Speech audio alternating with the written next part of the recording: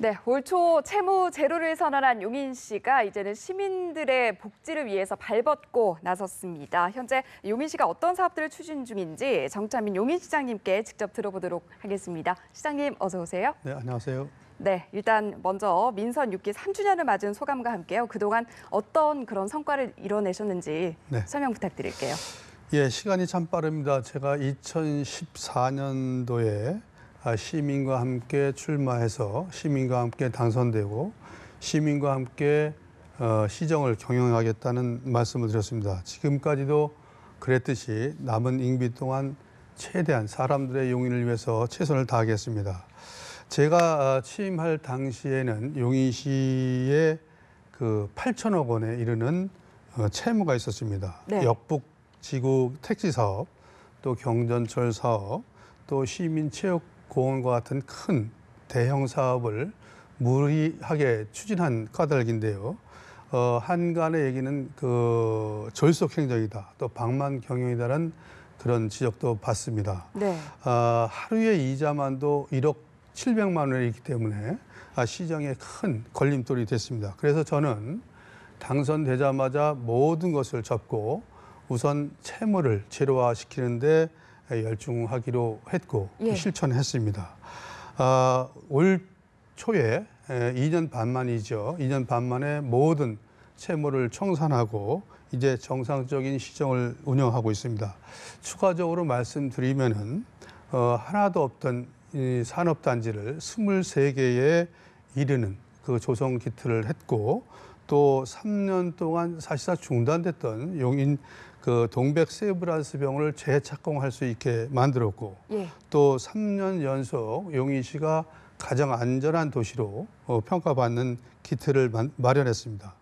특히 용인시는 호화청사라는 좋지 않은 이미지를 완전히 개선해서 시민들로부터 사랑을 받고 있고 여기까지 이렇게 할 수 있는 그 터전은 시민들이 똘똘 뭉쳐서 함께 노력해주고 특히 우리 3천여 공직자들이 힘을 보태줬기 때문에 가능했다고 생각을 합니다. 네, 앞서 시장님께서 얘기를 해주신 것처럼 이제 채무 제로를 선언하면서 시 예산에는 어느 정도 여유가 생겼을 것 같은데 그렇다면 시민들 입장에서는 어떤 점이 좋아지는 건가요?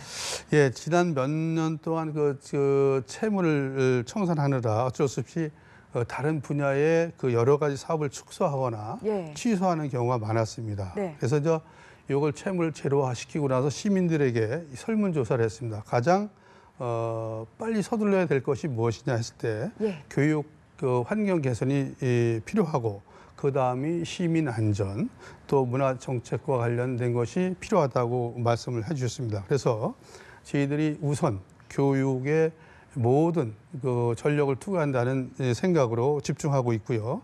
또 특히 안전을 우선시로 하는 용인시 때문에 또 안전 귀갓길을 돕는 용인 앱택시 또 여성 안심 택배함 설치, 공중 화장실에 비상벨을 설치하고 학생들과 매년 시행하고 있는 안전문화 체험 행사를 지속적으로 추진하고 특히 안전 아카데미를 경찰서와 소방서가 유리와 같이 하고 있거든요.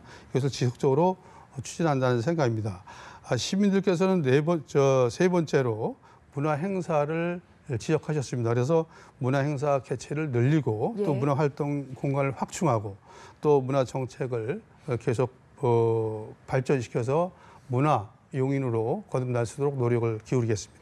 네, 그러니까 특히 교육에 많은 예산을 투입하실 거라는 얘기신데 구체적으로 어떤 내용이고 어떻게 추진되는지 궁금해요. 예, 그동안에 많은 지적을 받은 것이 빚 갚는 데 치중하다 보니까 교육 예산을 너무 깎았고 또 교육에 너무 소홀했다는 지적을 받았습니다. 그래서 저는 채무 제로화 이후에 교육 예산을 예년에 비해서 6배 증가한 476원을 교육비로 편성을 했고요.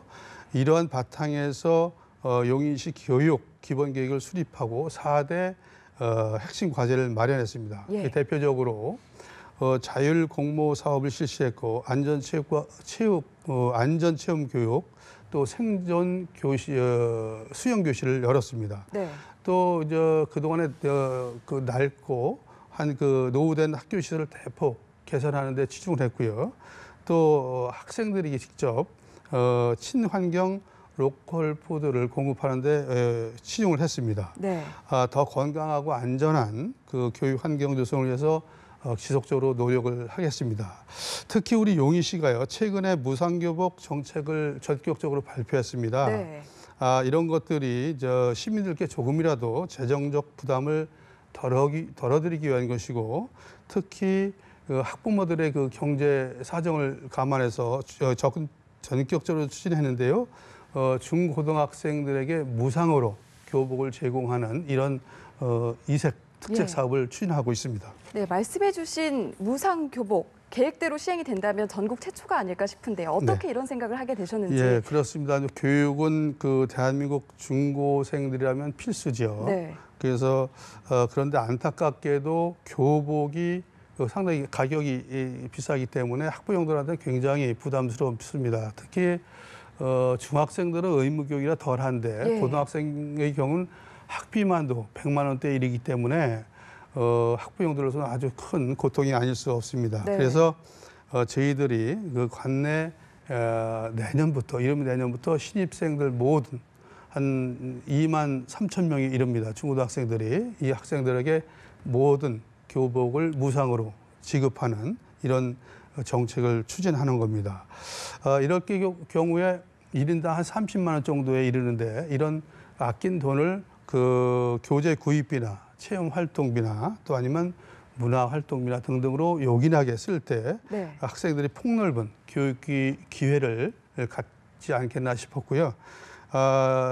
이미 보건복지부에 사회보장제도 신설 협의 요청을 했고, 또 시의회도 충분한 그 절차를 밟아서 꼭 실현될 수 있도록 최선의 노력을 다하겠습니다. 네, 그리고 교육하면 책을 빼놓을 수가 없잖아요. 네. 이 용인시에서 희망도서 바로 대출제 시행하고 있다고 하는데 어떤 내용인지 설명 부탁드립니다. 우리 용인시가 책의 도시를 지향하고 있습니다. 이를 극대화하기 위해서 희망도서 바로 대출제를 시행하고 있는데, 이거 쉽게 얘기해서 본인이 읽고 싶은 책을 사서 읽고 나서 책을 반납하면 책값을 지불하는, 시가 지불하는 것이죠. 그러니까 자유롭게 여러 가지 서적을 골고루 볼 수 있고, 특히 공짜로 볼 수 있다는 장점이 있습니다. 그래서 이게 이제 우리 정부에서도 우수한 그 행정 사례로 선정이 됐고, 최근에는 여기저기 자치단체에서 많은 벤치마킹을 와서 한 10여 개의 시가 이미 저희 이 정책을 배워가고 있습니다. 또 대표적으로 또 부천시나 오산시나 안산시나 여수시 등이 또 요즘에 또 많이 벤치마킹을 하고 있는 실정입니다.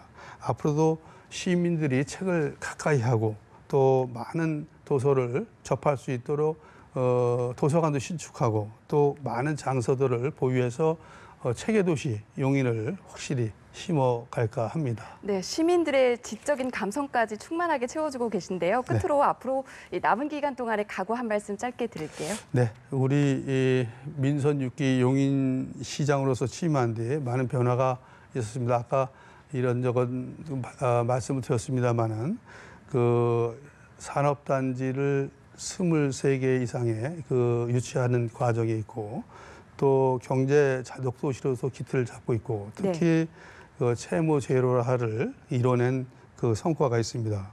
또 우리 100만의 인구가 됐음에도 불구하고 이렇다 할 병원 하나 없던 용인시에 희망 섞인 대형 대학병원이 들어서는 이런 희망이 있습니다.